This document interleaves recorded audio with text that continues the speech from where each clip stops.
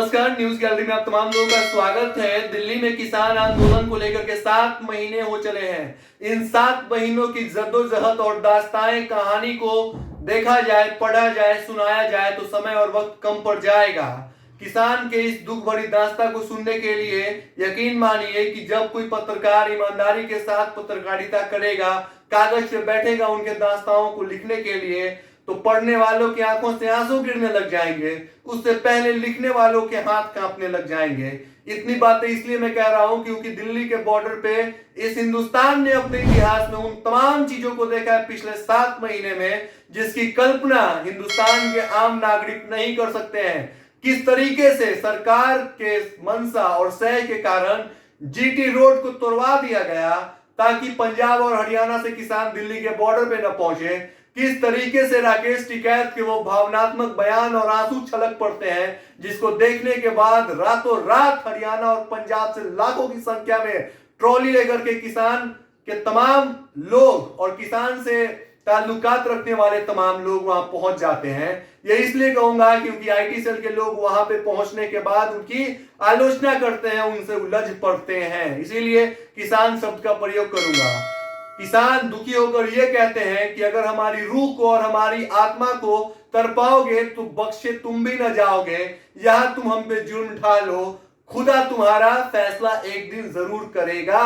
यह एक दुख से तड़पते हुए किसान की कहानी और जुबानी थी।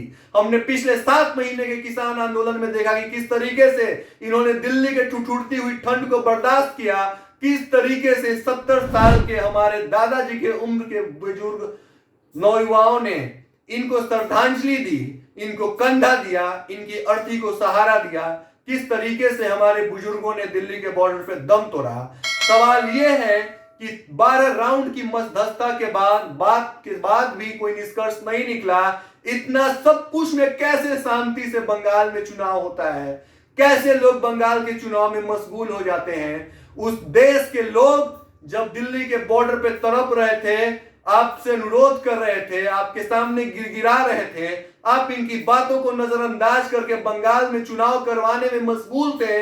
यकीन मानिए कि अगर आप कहते हैं कि ऐसे में देश के आप सच्चे कर्मठ नेता हैं तो आप नेता नहीं है।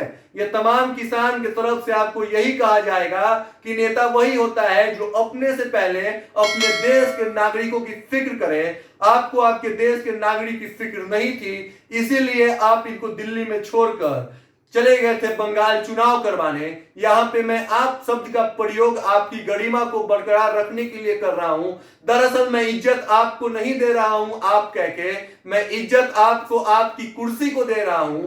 आपकी कुर्सी जो है वो प्यारी है, आपकी कुर्सी से लोगों को भरोसा है। आप जिस कुर्सी पे बैठे हैं उस कुर्सी के सामने हिंदुस्तान के तमाम जनता नतमस्तक है, क्योंकि ऐसा हमें संविधान ने बताया है। इसका आदेश संविधान ने हिंदुस्तान के तमाम युवाओं को दिया है। इसीलिए हम आपको आप कह रहे हैं, आपको जलील न कर रहे हैं, क्योंकि हम आपकी कुर्सी से बेइंतहा मोहब्बत करते हैं। आपकी कुर्सी के सामने हम नतमस्तक हैं, आपकी कुर्सी को हम कद्र करते हैं। आप ये न समझ बैठिए कि हम आपसे भी मोहब्बत करते हैं। जब आप कुर्सी पे नहीं होंगे, आपको पता है कि कुर्सी पे बैठने वाले लोग तो आते जाते रहेंगे, कुर्सी वहीं कायम रहेगा। आप उस कुर्सी पे न होंगे, यकीन मानिए कि उस वक्त ये किसान आपको कोसेंगे जैसे बिहार में लोग लालू यादव को कोस रहा है। बिहार के कुछ लोग कहते हैं कि लालू यादव बिहार के मुख्यमंत्री रहे हैं, लेकिन कुछ लोग उनको यही कहते हैं कि बिहार में लालू यादव जी पूरा चारा खा गए। 948 करोड़ का चारा गबन इन्होंने किया 1990 के दशक में। बिहार के लोग लालू जी को चारा चोर ही कह के बुलाते हैं। पूरे इतिहास में लालू जी को याद किया जाएगा। जब तेजस्वी और तेज प्रताप के बच्चे होंगे तो बिहार की जनता इनके बच्चों को भी यही कहेगी कि तुम्हारा दादा चारा चोर था, उसने चारा खा लिया पूरे बिहार की पशुओं का। तो अब इसी से आप अंदाजा लगा लीजिए कि आप 2050 तक कुर्सी पे बैठिए। हम और बिहार की जनता, हिंदुस्तान की जनता, विभिन्न राज्य की जनता आपको ये दुआ देगी कि आप चिरंजीवी रहिए। लेकिन जब आप कुर्सी से विदा होइए तो कुछ न कुछ इन किसानों के लिए जरूर सोचिए। कार्यक्रम अच्छा लगे तो इसे लाइक शेयर सब्सक्राइब जरूर करें। धन्यवाद।